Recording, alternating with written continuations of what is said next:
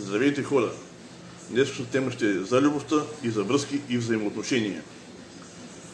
От мои лично наблюдения и мой личен опит съм наблюдавал хора, които бъркат любовта с едно увлечение, което е много голям проблем в днешно време, защото от тази грешна представа за любов най-много страдат младото поколение, децата.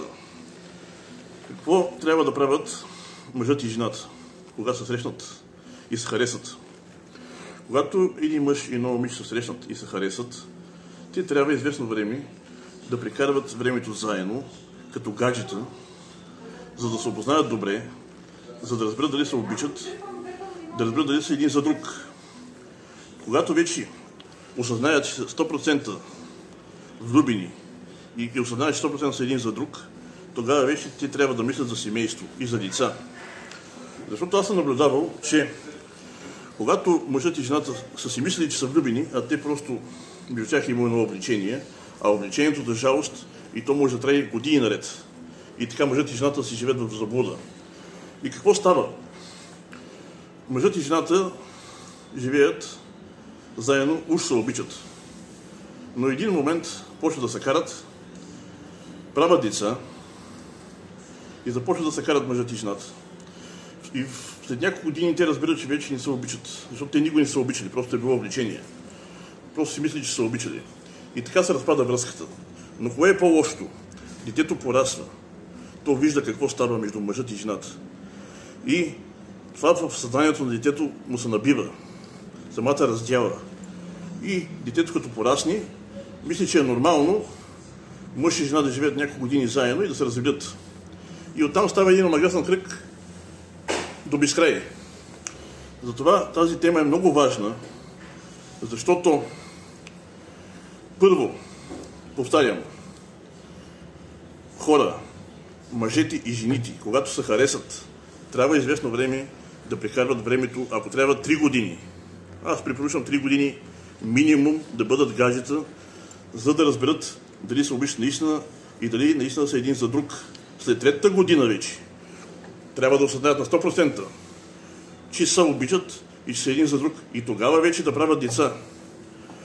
Когато мъжът и жената се обичат на 100%, тяхната връзка ще бъде истинска, здрава, стабилна връзка и няма да има изневери и няма да има раздели между тях. И така самите деца ще израснат в едно стабилно и здраво семейство.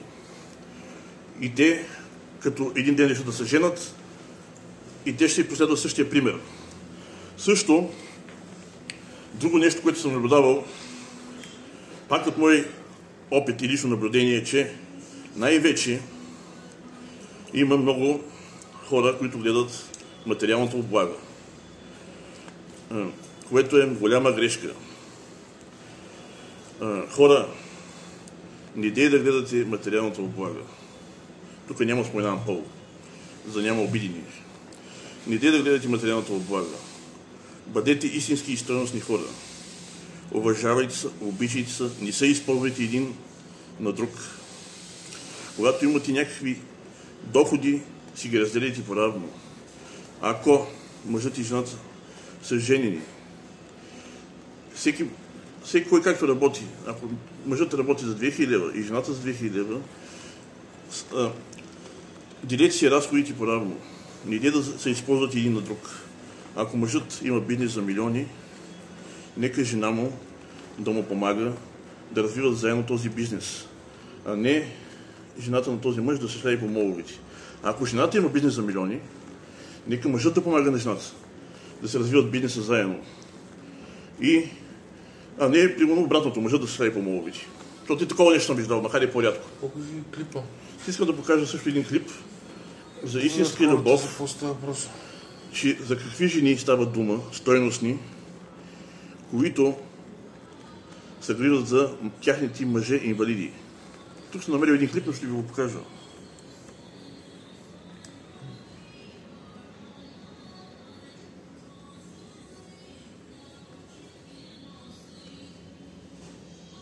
Това са истинските жени. С добри сърца и с добри души. Това е истинско семейство, което виждаш в момента. Дори и куче си имат. Ето жената се грижи за мъжа си инвалид и си гледа ти кучи.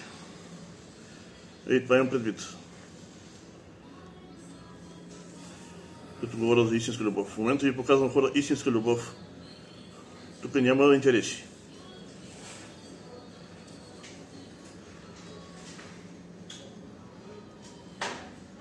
Взимайте пример от този клип. Никой не е застрахован. И мъже, и вие взимайте пример от този клип. Не само за жени. Този клип от нас и за мъже, и за жени. Аз не вземам страна от пол, мъжина. Аз съм за справедливостта и за истинската любов. Да.